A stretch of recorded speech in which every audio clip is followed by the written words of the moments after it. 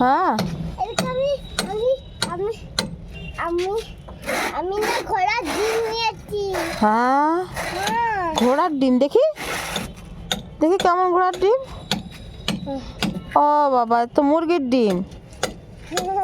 তারপর ঘোড়ার ডিমও হয় নাকি? হ্যাঁ দেখি দেখি দেখি দেখি চকলেট। এ বাবা এ তো প্লাস্টিকের ডিম। এ হাতির ডিম হাতির ডিম। এদের ব্যাংক হ্যাঁ এটা তো হাতির ডিম এই যে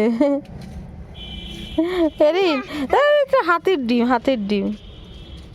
না এটা খাবো বললে এই হাতির ডিম খেতে নেই।